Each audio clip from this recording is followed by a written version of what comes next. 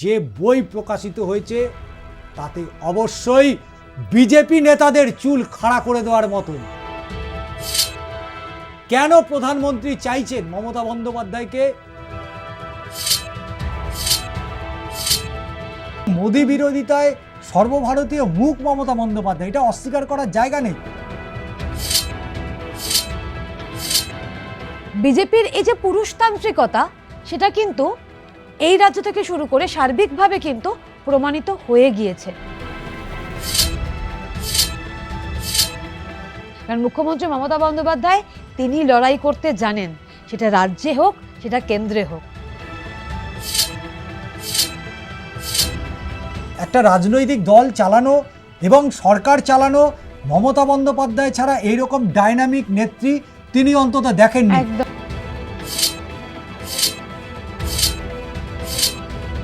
নমস্কার, শুরু করছি অ্যাকশন রিয়াকশন। 26-এর বিধানসভা নির্বাচন নিয়ে অনেক তো আলোচনা হলো, কিন্তু সর্বভারতীয় স্তরে সেটাও কিন্তু একটা রাজনীতির একটা বড় প্ল্যাটফর্ম বলা যেতে পারে। কারণ দিল্লিতেই রয়েছে প্রধানমন্ত্রী, দিল্লিতেই রয়েছে স্বরাষ্ট্রমন্ত্রী এবং আরও অনেক কেন্দ্রীয় মন্ত্রী। এই দিল্লির যে লড়াই সম্প্রতি যেটা শেষ হয়েছে 2024-এর লোকসভাতে, যদি সেদিন এই বইটা প্রকাশিত হতো তাহলে কেন্দ্রীয় স্তরে সর্বভারতীয় স্তরে একটা হাঙ্গামা বেঁধে যেত। যদিও এই মুহূর্তে কেন্দ্রীয় নির্বাচন অর্থাৎ লোকসভা নির্বাচনের কোনো জায়গা নেই, কিন্তু যে বই প্রকাশিত হয়েছে তাতে অবশ্যই বিজেপি নেতাদের চুল খাড়া করে দেওয়ার মতন। প্রয়াত প্রধানমন্ত্রী মনমোহন সিংয়ের মিডিয়া উপদেষ্টা সঞ্জয় বারু তিনি যে লেখাটা লিখেছেন সর্বভারতীয় রাজনীতিতে এই মুহূর্তে শোরগোল ফেলে দিয়েছে। এবং কাকে প্রধানমন্ত্রী চাইছেন জানেন? কাকে প্রধানমন্ত্রী চাইছেন আগামী দিনে? তিনি কোনো পুরুষ নন, একজন মহিলা প্রধানমন্ত্রী চাইছেন। এবং সেই প্রধানমন্ত্রী অবশ্যই এই মুহূর্তে সর্বভারতীয় স্তরে রাজ্য স্তরে একটাই মুখ, মুখ্যমন্ত্রী মমতা বন্দ্যোপাধ্যায়। এবং কেন প্রধানমন্ত্রী চাইছেন মমতা বন্দ্যোপাধ্যায়কে, এই বিষয় নিয়ে আজকে আলোচনা করব। এবং এই আলোচনায় অংশগ্রহণ করবে আমারই সহকর্মী সাংবাদিক সায়ন্তিকা বন্দ্যোপাধ্যায়। এবং তার সাথেই আলোচনায় যাব কেন প্রধানমন্ত্রীর মুখ হয়ে উঠবেন না মমতা বন্দ্যোপাধ্যায়। সায়ন্তিকা, তোমার কাছে যেটা জানতে চাইব, এই মুহূর্তে সবথেকে বড় আলোচনার বিষয়, যদিও বাংলায় যেমন 26-এর ভোট নিয়ে জোর চর্চা, কিন্তু সর্বভারতীয় স্তরে জোর চর্চা শুরু হয়ে গেছে যে একজন মহিলা প্রধানমন্ত্রী চাই। কারণ শেষবার প্রধানমন্ত্রী ছিলেন ইন্দিরা গান্ধী এবং তারপর থেকে একটার পর একটা নির্বাচন। যদিও আমরা দেখেছি ইউপিএ 1 এবং 2-তে সেখানে সোনিয়া গান্ধী এবং প্রয়াত প্রধানমন্ত্রী মনমোহন সিংয়ের একটা সুন্দর সমীকরণ ছিল। এবং তারপরে সেই প্রয়াত প্রধানমন্ত্রী মনমোহন সিংয়ের যিনি মিডিয়া উপদেষ্টা সঞ্জয় বারু বলছেন যে প্রধানমন্ত্রীর মুখ মমতা বন্দ্যোপাধ্যায়। এবং প্রধানমন্ত্রীর মুখ যদি মমতা বন্দ্যোপাধ্যায় হয়ে থাকে তাহলে তুমি বলো বিজেপিতে তার কী রিপারকেশন হবে। এবং শুধু তাই নয়, জ্যোতি বসু যে সময় প্রয়াত মুখ্যমন্ত্রী জ্যোতি বসু তিনি যখন প্রধানমন্ত্রী হওয়ার একটা হাই চান্সেস ছিল, দল তাকে টেনে নিয়েছিল। কিন্তু আজকে যদি সত্যি যদি এই দিনটা আসে, যদি প্রধানমন্ত্রীর মুখ হিসেবে মমতা বন্দ্যোপাধ্যায়কে দেখি, তাহলে কি দল আবার তাকে পেছন দিকে টেনে নেবে? কি মনে হয়? দেখো, এই মুহূর্তে সর্বভারতীয় স্তরে যদি যারা একদম দাপিয়ে রাজনীতিটা করছেন সেই তালিকাটা যদি আমরা দেখি, সেক্ষেত্রে কিন্তু মুখ্যমন্ত্রী মমতা বন্দ্যোপাধ্যায়ের যে গ্রহণযোগ্যতা সেটা নিয়ে কিন্তু কোনো প্রশ্ন উঠবে না। হ্যাঁ, তার কথা, তার ইংলিশ উচ্চারণ বা তিনি যেভাবে তিনি বিরোধীদেরকে আক্রমণ করেন বা তিনি এক একটা সময় বক্তব্য রাখতে গিয়ে বেশ কিছু ধরনের কথাবার্তা বলেছেন, সেটা নিয়ে অনেক জলঘোলা হয়েছে। যারা ট্রোলার তারা বিভিন্ন রকমের মিম বানিয়েছে, সেটা অস্বীকার করার জায়গা নেই, সেটা আগামীতেও হয়তো হবে। কিন্তু তারপরেও মমতা বন্দ্যোপাধ্যায়ের লড়াইকে অস্বীকার করার কোনো জায়গা নেই। তার যে দাপট, কারণ মমতা বন্দ্যোপাধ্যায়কে যদি এই মুহূর্তে এই রাজ্যে হারাতে হয়, মমতা বন্দ্যোপাধ্যায়ের মতোই কাউকে চাই। কোনো শুভেন্দু অধিকারী, কোনো শ্রমিক ভট্টাচার্য, কোনো সুকান্ত মজুমদার বা কোনো নওশাদ সিদ্দিকী বা কোনো হুমায়ুন কবির মমতা বন্দ্যোপাধ্যায়কে হারানোর জায়গায় কিন্তু নেই। এবং সবথেকে বড় কথা, একটা কথা খুব শোনা যায় যে মমতা বন্দ্যোপাধ্যায় একজন পলিটিক্যাল ম্যাজিশিয়ান, তাকে উপেক্ষা, তাকে ইগনোর কিন্তু করা যায় না। এবং সেই জায়গায় দাঁড়িয়ে এই মুহূর্তে যদি রাজ্য রাজনীতির স্তর পেরিয়ে সর্বভারতীয় স্তরে মুখ্যমন্ত্রী মমতা বন্দ্যোপাধ্যায়ের গ্রহণযোগ্যতা একেবারে প্রধানমন্ত্রী হিসেবে, সেটাকে অস্বীকার করার বিন্দু মাত্রতম কোনো জায়গা নেই। কারণ আমরা দেখছি নরেন্দ্র মোদীকে কেন্দ্র করে একাধিক বক্তব্য তাকে নিয়ে সামনে আসে, একজন চাওয়ালা কীভাবে প্রধানমন্ত্রী হয়েছেন, একজন চাওয়ালা কীভাবে দেশ সামলাচ্ছেন। কিন্তু মুখ্যমন্ত্রী মমতা বন্দ্যোপাধ্যায় ঠিক যেভাবে বিরোধী দলনেত্রী থেকে একটার পর একটা লড়াই করে, হ্যাঁ, তার সিঙ্গুর, নন্দীগ্রাম এই ঘটনাগুলোর প্রেক্ষাপটে তিনি যে অনশন করেছেন, এবং বলা হয় যে চকলেট খাওয়ার অনশন, ওজন বাড়ানোর অনশন, কিন্তু তারপরেও তিনি যেরকমভাবে লড়াই করে বিরোধী দলনেত্রী থেকে রাজ্যের মুখ্যমন্ত্রীর মুকুট মাথায় পড়েছেন, এবং একাধিক দুর্নীতি তার সরকারের দিকে একটা অভিযোগের যে ছবি সেটাকে স্পষ্ট করেছে, কিন্তু তারপরেও তিনি লড়াইয়ের ময়দান থেকে এতটুকুও সরেননি। এবং সেই জায়গায় আগামী দিনে তিনি যে একটা মহিলা মুখ্যমন্ত্রী থেকে মহিলা প্রধানমন্ত্রী হয়ে উঠতে পারেন, সেই সম্ভাবনা সেটা কে জানাচ্ছেন? প্রাক্তন প্রধানমন্ত্রীর মিডিয়া উপদেষ্টা। এটা কিন্তু যথেষ্ট একটা তাৎপর্যপূর্ণ জায়গা। এবং আমি আরও একটা বিষয়, এটা আমি তোমার কাছ থেকে একটুখানি জানতে চাইবো, এবং অবশ্যই আমাদের দর্শক বন্ধুদের জানাতে চাইবো, যে এই যে ধরো তৃণমূল, তারা নিঃসন্দেহে খুশি হবে, তারা হয়তো, কারণ তৃণমূলে আরও তো মহিলা নেত্রী রয়েছেন, বা যারা একদম নারী পুরুষ নির্বিশেষে গোটা তৃণমূল নিঃসন্দেহে খুশি হবে। কিন্তু প্রধান বিরোধী দল এই রাজ্যে বা কেন্দ্রে এখন রয়েছে বিজেপি, তার রিয়াকশন কি হতে পারে? দেখো, প্রথমেই যে কথাটা বলতে হয়, মমতা বন্দ্যোপাধ্যায় হচ্ছে ডায়নামিক। মমতা বন্দ্যোপাধ্যায় তিনি সিঙ্গেল। মমতা বন্দ্যোপাধ্যায় তিনি একাই সকলের কাছে অনেক ভারী রাজনৈতিকভাবে। কারণ এই যে ইন্ডিয়া যে জোট, এই ইন্ডিয়া জোটের এই যে সাউথ ব্লকের তারা যে এই যে 24-এর ইলেকশনটা লড়েছে, কিন্তু সেই 24-এর ইলেকশনের সময় এই বিষয়টা যদি উঠে আসতো, আজকে যেটা সঞ্জয় বারু যেটা প্রকাশ করেছে, এবং সেই জায়গা থেকে দাঁড়িয়ে মমতা বন্দ্যোপাধ্যায় রাজনৈতিক কেরিয়ার এবং তার যে রাজনৈতিক যে প্রেক্ষাপট বা তার রাজনৈতিক যে চিন্তাভাবনা, এই চিন্তাভাবনার মধ্যে সবথেকে বেশি যেখানে গুরুত্ব দেওয়া হয়েছে যে বিজেপির মধ্যে হচ্ছে বিজেপি আদতে একটা পুরুষতান্ত্রিক একটা রাজনৈতিক, একদম। ফলে এইখানে পরপর যদি দেখা যায় যে এদের বিভিন্ন রাজ্যের যদি ক্ষমতা দেখা যায়, দু একটা বাদ দিলে অধিকাংশটাই সেখানে কিন্তু সেখানকার মুখ্যমন্ত্রী এবং এ রাজ্যের মুখ্যমন্ত্রী, অন্যান্য রাজ্যের মুখ্যমন্ত্রী থেকে মমতা বন্দ্যোপাধ্যায় পশ্চিমবঙ্গের মুখ্যমন্ত্রী অনেক পপুলার। এবং 26-এর এই নির্বাচনে ইতিমধ্যেই কিন্তু সর্বভারতীয় স্তরে মমতা বন্দ্যোপাধ্যায় একটা নজর কেড়ে নিয়েছে। কারণ সুপ্রিম কোর্টে যে বক্তব্য রেখেছিল, এবং সুপ্রিম কোর্টে সেই বক্তব্য রাখার পরে সর্বভারতীয় স্তরে মমতা বন্দ্যোপাধ্যায় শুধু নাম নয়, মমতা বন্দ্যোপাধ্যায় একটা লড়াইয়ের প্রতীক হয়ে দাঁড়িয়েছে। এবং সেই জায়গা থেকে দাঁড়িয়ে এই মুহূর্তে এ রাজ্যের বিজেপি বলে নয়, সর্বভারতীয় স্তরে যে লেখাটা মূলত প্রকাশিত হয়ে গিয়েছে, সেই লেখায় কিন্তু একেবারে ছত্রে সঞ্জয় বারু বলার চেষ্টা করেছে যে আগামীর 31-এর লোকসভা নির্বাচনে অবশ্যই সাউথ ব্লকের এটা ভাবা উচিত যে মমতা বন্দ্যোপাধ্যায়কে সামনে রেখেই যদি ওই লোকসভা নির্বাচনে লড়া যায়, তাহলে বিজেপির যে মহিলা ভোট আছে, সেই মহিলা ভোটে একটা বড়সড় ধাক্কা দেওয়া যেতে পারে।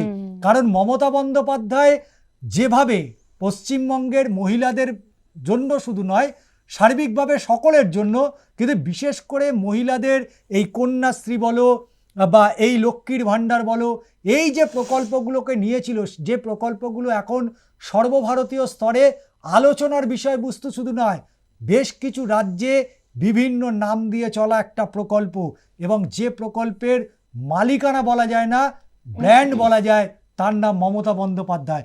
এবং আমরা যেটা দেখেছি বিভিন্ন আলোচনায় সময় আমরা দেখি যে মমতা বন্দ্যোপাধ্যায়ের ম্যাক্সিমাম, যেটা তুমি শুরুতেই বলছিলে, মমতা বন্দ্যোপাধ্যায়ের প্রশংসাতেও আছে, মমতা বন্দ্যোপাধ্যায়কে মন্তব্য করা, সেখানেও নাম মমতা বন্দ্যোপাধ্যায়।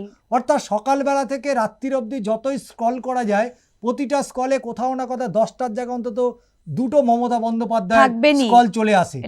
স্বাভাবিকভাবে মমতা বন্দ্যোপাধ্যায় শুধু যে মাত্র যে রাজনৈতিক যে লড়াই, সেই লড়াইয়ের যে তিনি যে একেবারে সর্বোচ্চ শিখায় পৌঁছে রয়েছে, সেটা কিন্তু তার বক্তব্য, তার চলা, তার বিভিন্ন সময় পলিটিক্যাল যে বক্তব্যগুলো রাখে, প্রতিটা ক্ষেত্রেই আমরা দেখেছি যে মমতা বন্দ্যোপাধ্যায় তিনি আলাদাই নিজেকে একটা ব্র্যান্ড তৈরি করে নিয়েছে। ফলে সেই জায়গা থেকে দাঁড়িয়ে আজকে তোমার কাছেও আমার এটা জানার রয়েছে, যদি আগামীতে আমরা এটা দেখেও নিই যে এ রাজ্যে বিজেপির যে অবস্থা, সেটা 26শে ভোটে কি হবে তা স্পষ্টত ইঙ্গিত ইতিমধ্যেই পাওয়া গিয়েছে, কিন্তু যেভাবে ধীরে ধীরে রাজনৈতিক যে প্রেক্ষাপট পরিবর্তন হচ্ছে এবং সর্বভারতীয় স্তরে, কারণ রাহুল গান্ধীকে দিয়ে বা রাহুল গান্ধীর সাথে মল্লিকার্জুন খাগড়ে রয়েছে, তারা একটা 2-in-1 হয়ে একটা লড়ার চেষ্টা করছে, কংগ্রেসকে একটা অক্সিজেন দেওয়ার চেষ্টা করছে। কিন্তু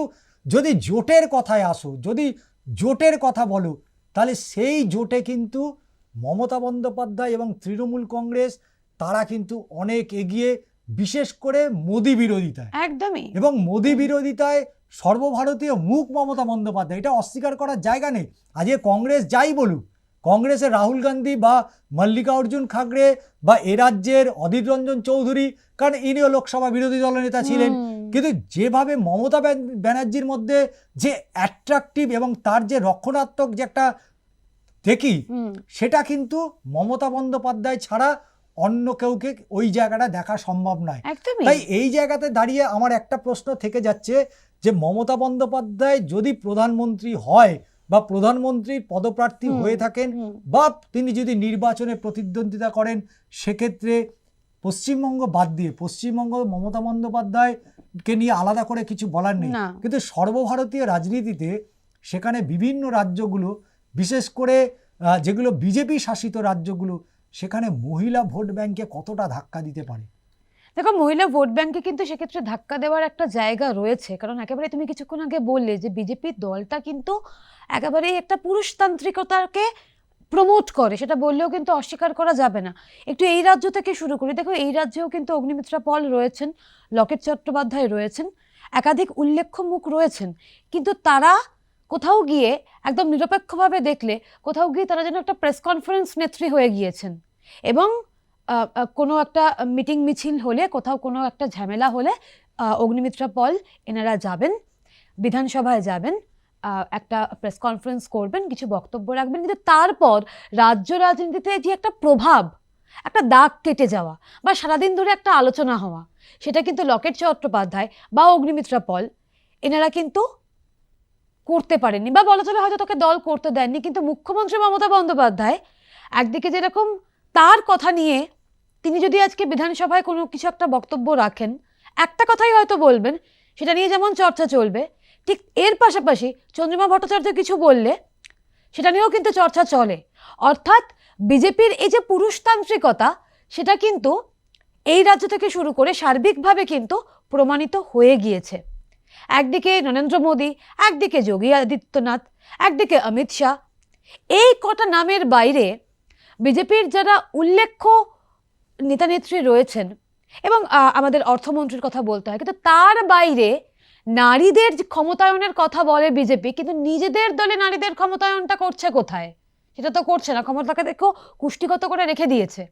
এবং সেই জায়গায় দাঁড়িয়ে আমরা এখন তো এই মুহূর্তে হালে উত্তরপ্রদেশের একটু উন্নতি আমরা দেখছি, সেখানে একটু হলেও ওমেন এম্পাওয়ারমেন্ট হচ্ছে, কিন্তু কিছুদিন আগে পর্যন্ত এই উত্তরপ্রদেশেই তো আমরা দেখেছি অ্যান্টি রোমিও স্কোয়াড।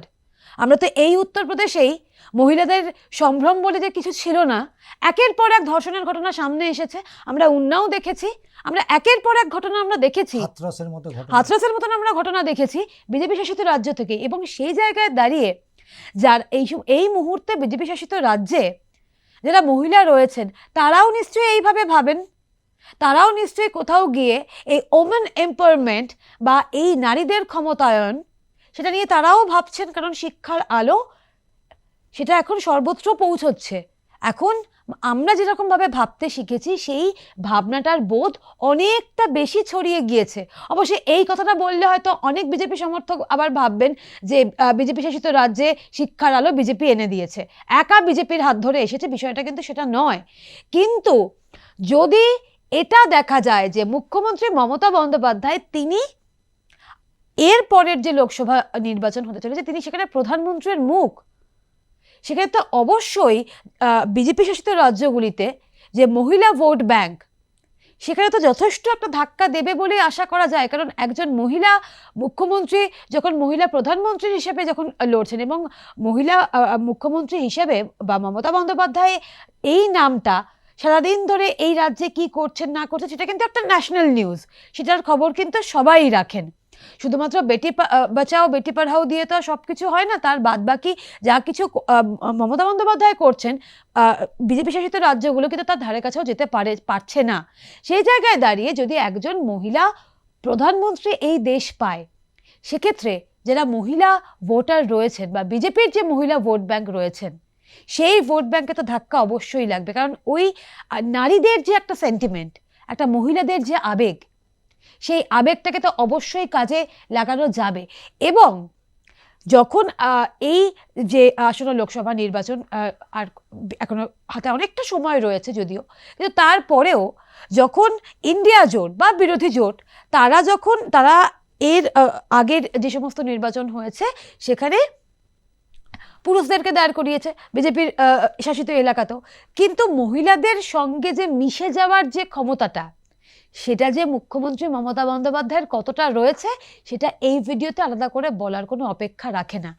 এবং মুখ্যমন্ত্রী মমতা বন্দ্যোপাধ্যায় তিনিও জানেন দিল্লির রাজনীতির যে মারপ্যাঁচটা, দিল্লির রাজনীতির যে পালসটা।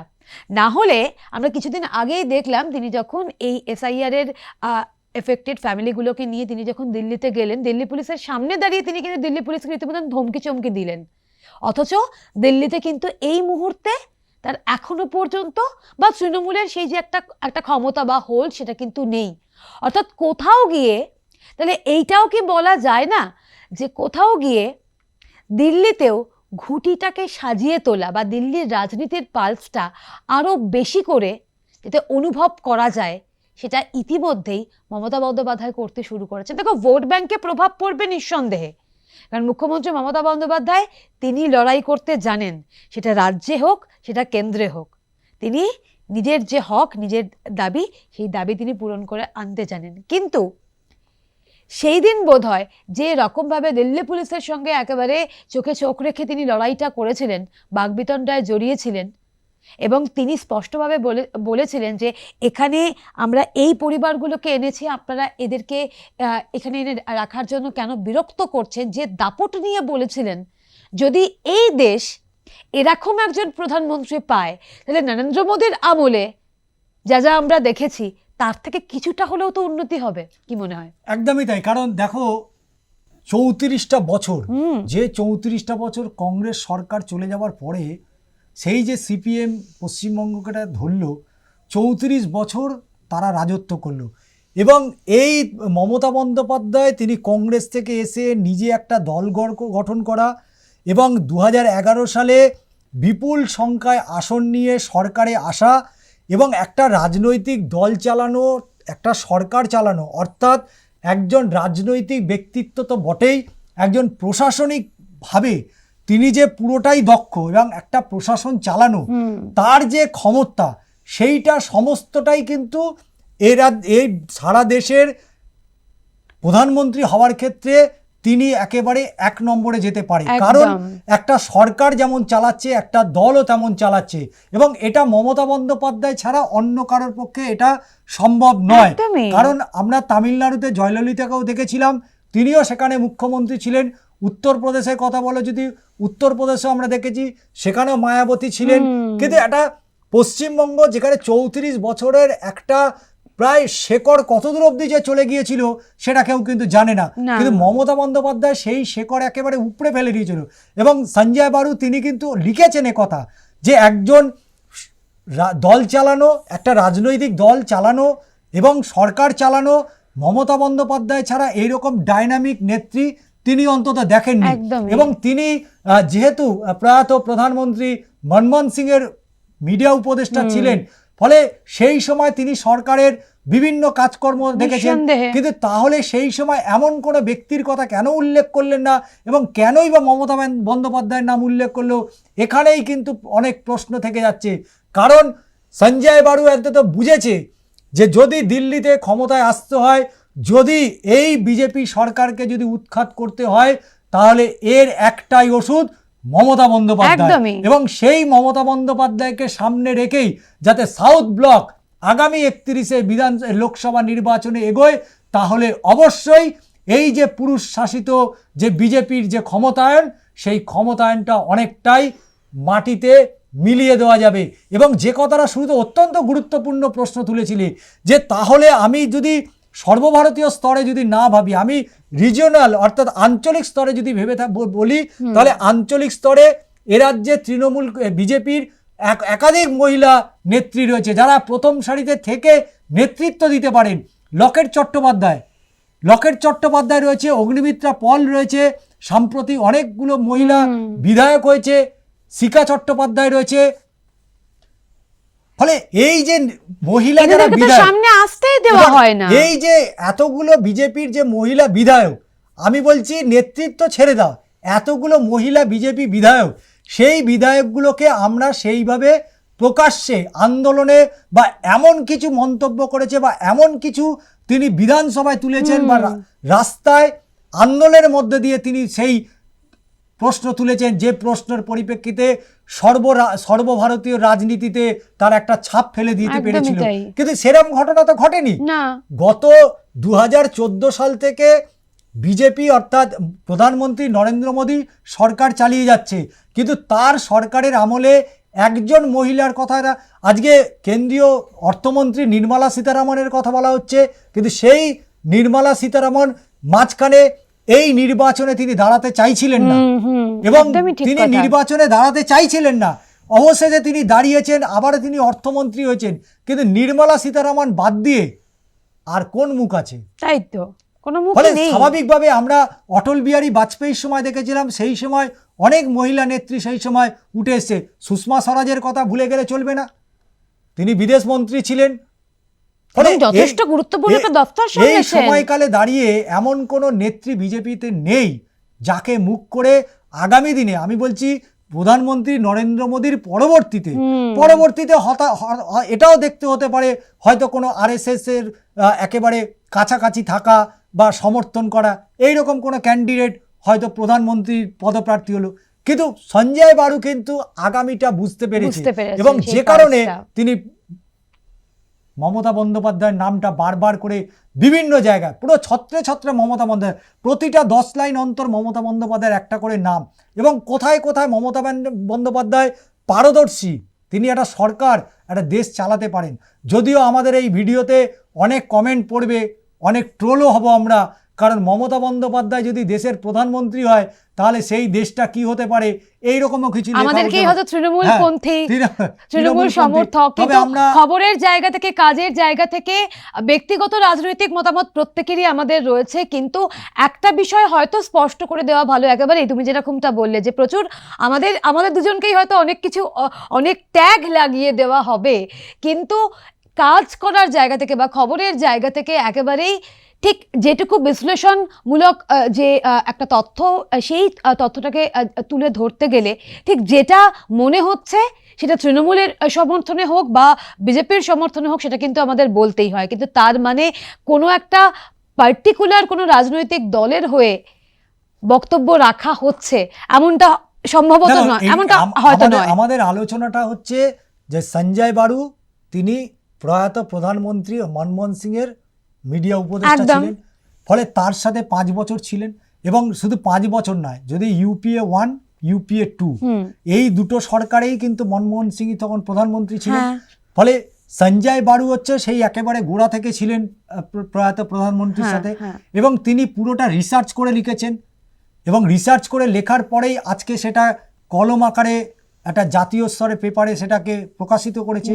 কিন্তু আমরা তো আলোচনা করছি সঞ্জয় বারুর এই ভাবনাটা, তার যে মস্তিষ্কে এটা আসতে পারে, তার যে মস্তিষ্কে এটা এসেছে যে আগামী যদি প্রধানমন্ত্রী হিসাবে মমতা বন্দ্যোপাধ্যায়কে যদি প্রজেক্ট করে সাউথ ব্লক এগোয় তাহলে একটা বড় সড়ো সাফল্য পেতে পারে।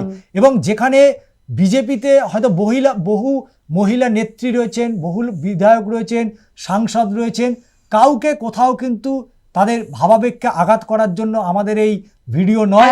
যেহেতু সঞ্জয় বারু তিনি তার মস্তিষ্ক প্রসূত, তিনি যা তার বক্তব্য বলেছেন সেই বক্তব্যের পরিপ্রেক্ষিতে আজকে আমাদের ভিডিও।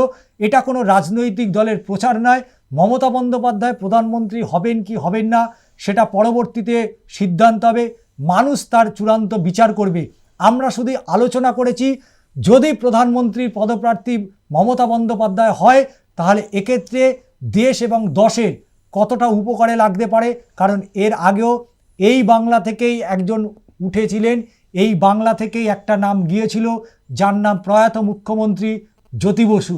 সেই সময় হয়তো তিনি প্রধানমন্ত্রী হতে পারেননি, তবে সেই কথা কিন্তু আজও সিপিএম বামফ্রন্ট প্রত্যেকের কানে কানে কিন্তু এই কথাটা বারবার ঘোরে যে ঐতিহাসিক ভুল জ্যোতি বসু প্রধানমন্ত্রী না হওয়াটা। ফলে আগামীতেও যাতে এই প্রশ্নের মুখোমুখি না হতে হয় যে মুখ্যমন্ত্রী মমতা বন্দ্যোপাধ্যায় প্রধানমন্ত্রী পদপ্রার্থী না হওয়া একটা ঐতিহাসিক ভুল। তাই স্বাভাবিকভাবেই আজকের আলোচনা বিশ্লেষণ এখানেই আমরা শেষ করছি। আবারও পরবর্তী ভিডিওতে আপনাদের সাথে দেখা হবে। তবে আবারও যেতে যেতে বলে যাই, আপনাদের গুরুত্বপূর্ণ মতামত, এবং যদি ভারতবর্ষের প্রধানমন্ত্রীর নাম মমতা বন্দ্যোপাধ্যায় হয় তাহলে আপনারা ঠিক কী বলবেন, যদি মনে হয় তাহলে অবশ্যই চ্যানেলটিকে সাবস্ক্রাইব করবেন এবং আপনাদের গুরুত্বপূর্ণ মতামত জানাবেন। আজকে এখানেই বিদায় নিচ্ছি আমি এবং সায়ন্তিকা। পরবর্তী ভিডিওতে আবার দেখা হচ্ছে।